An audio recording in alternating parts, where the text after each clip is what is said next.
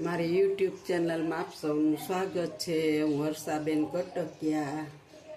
જય બાબા સ્વામી, જય ગુરુદેવ। આજે આપણે બનાવવાના છીએ દૂધીનું શાક। તો તમે જોઈ શકો છો દૂધીનું શાક બનાવી છે। એને માટે આપણે 250 ગ્રામની એક દૂધી ઝીણી ઝીણી સુધારી લીધી છે। 2 નાના નાના ટમેટા સુધારી લીધા છે। અને હવે આપણે ગેસ તરફ જઈશું અને ગેસને ઓન કરીશું, કુકર ચડાવીશું।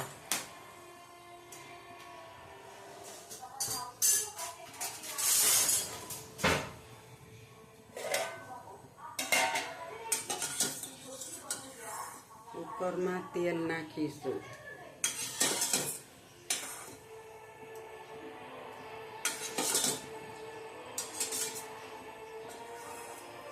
તો આપણે 3 ચમચા તેલ નાખ્યું છે કુકરમાં। હવે તેલને થોડું આવવા દેશું। જો આપણું તેલ હવે આવવા લાગ્યું છે, હવે આપણે એમાં રાઈ નાખીશું, થોડુંક એવું જીરું નાખીશું, કારણ કે 2 જણાનું શાક બનાવવાનું છે, તો છે નહીં ઘરે આજે।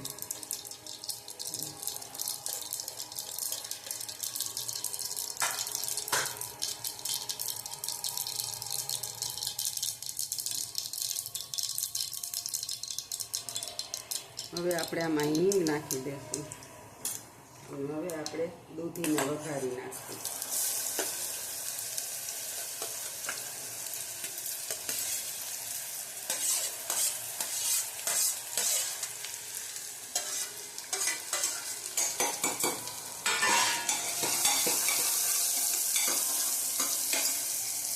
હવે આપણે આની અંદર સ્વાદ મુજબ નિમક નાખીશું।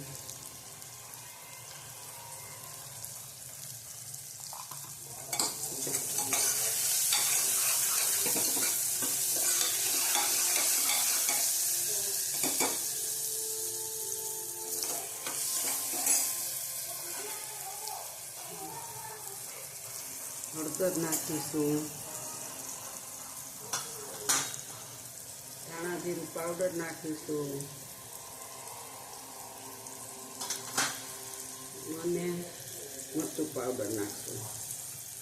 મરચું પાવડર હાવ ઓછો, હું બહુ તીખું નથી ખાઈ શકતી, તમારે જેટલો નાખવો હોય એટલો તમારા સ્વાદ અનુસાર તમે નાખી શકો છો।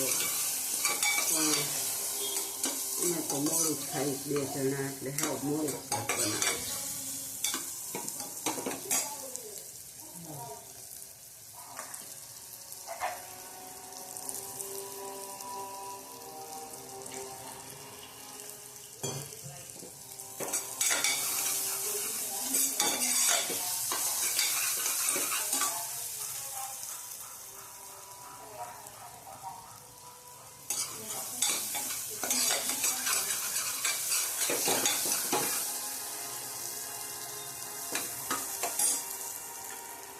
મીઠાની જરૂર છે તે નાખી દઈએ આપણે।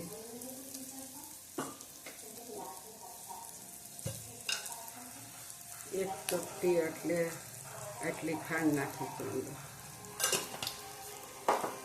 હવે આપણે ટમેટા નાખી દઈશું।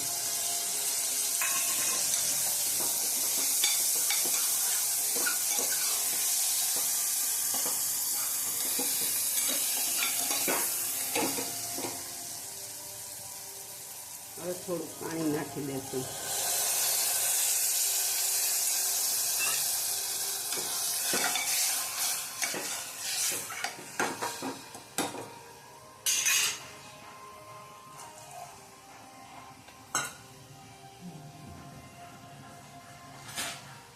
અને હવે આપણે એને કુકરનું ઢાંકણું ઢાંકી દઈ અને ચડવા દેશું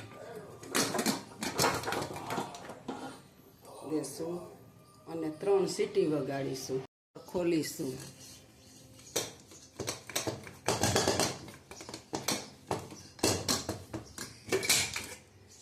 હાલો, જો આપણું દૂધીનું શાક મસ્ત મજાનું તૈયાર છે। તમે જોઈ શકો છો કે કેટલું મસ્ત છે। સરસ છે, હું તમને નજીકથી બતાવું. મસ્ત. આપણે બહુ તીખું નથી બનાવ્યું, પણ શાક બહુ સરસ છે અને મોળું બનાવ્યું છે. આવી રીતે બનાવજો. અને તમે તીખું ખાતા હો તો તીખું બનાવજો, અને લસણ ખાતા હો તો લસણ નાખજો. અને અમે દૂધીના શાકમાં કોઈ દી લસણ કે લસણવાળી ચટણીનો કોઈ દી યુઝ નથી કરતા, એટલે લસણ વગરનું શાક છે આ આપણું. જો તમને મારી રેસીપી દૂધીના શાકની સારી લાગે તો લાઈક કરજો, બે લાઈક બટન દબાવવાનું ભૂલતા નહીં. આવજો. જય બાબા સ્વામી.